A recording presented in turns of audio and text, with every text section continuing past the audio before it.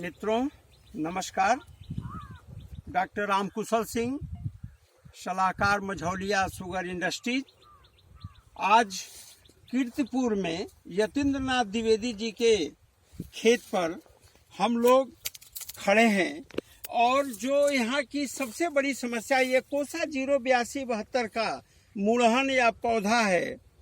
मुझे किसान भाइयों से ये कहना है कि कोसा 08272 में तो वैसे ब्यात एक आंख से 20-20 किल्ले निकलते हैं, लेकिन आप लोग पानी दे दे करके और ब्यात को बाधित करते हैं।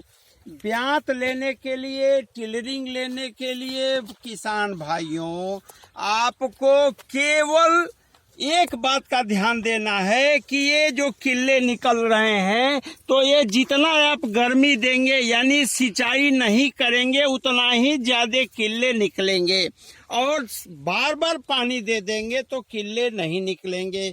यानी ब्यात लेने का सबसे आसान तरीका है कि जमाव के बाद या जो पेड़ी है, पेड़ी का आपने जो ऑपरेशन कर दिया, छटाई कर दिया, खाद दे दिया और एक बार सिंचाई करके गुड़ाई करके आपको 1-1.5 महीने छोड़ देना चाहिए। जब गर्मी मिलती है तब जाके ब्यात होता है।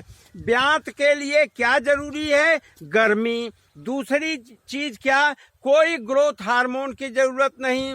दुनिया भर के लोग कहते हैं कि ये दवा डालिए, ये ग्रोथ हार्मोन डालिए। मैं डॉक्टर रामकुशल सिंह आपको सलाह दे रहा हूं कि कृपा करके इस भरी दोपहरी में आप 2 बजे से 3 बजे के बीच में आप ट्रैक्टर के पीछे एक पाटा लगा लें। पाटा मतलब लकड़ी का बड़ा सा हिस्सा जो 6 फीट से 7 फीट तक लंबा होता है, उसको ट्रैक्टर में दोनों तरफ से बांध लें और ट्रैक्टर के साथ पूरे खेत में हेंगा लगा दें, पाटा लगा दें, जिससे ये जो गन्ना है इस तरह से दब जाएगा।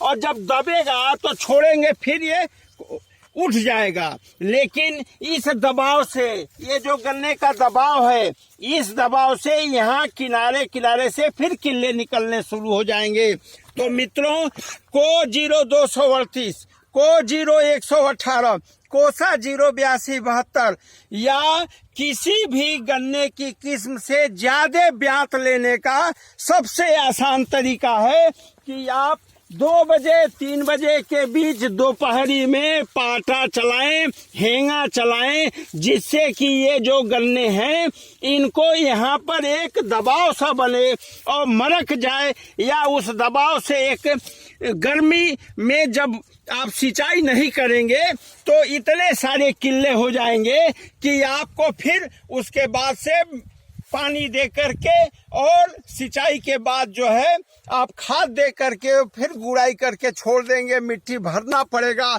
और उससे आपको गन्नों की संख्या ज्यादा होगी।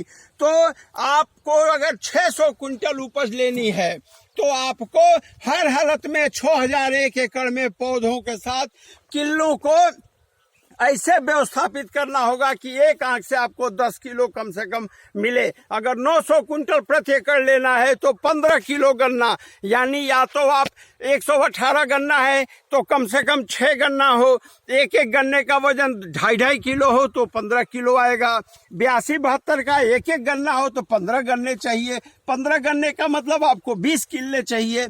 इसी तरह से किल्लों की संख्या बढ़ाने के लिए केवल इस बात का ध्यान दें कि पहली सिंचाई के बाद यूरिया की टॉप ड्रेसिंग हल्की करके और गुड़ाई करके खेत को जलने दीजिए जब तक पत्तियां मुरझाने ना लगे, कुम्हलाने ना लगे, मरकने ना लगे। जब शाम को जाएं आप और जब आपको दिखे कि अब गन्ना हमारा जलता हुआ नजर आ रहा है, पत्तियां मुरझाई नजर आ रही हैं, तब पानी दें।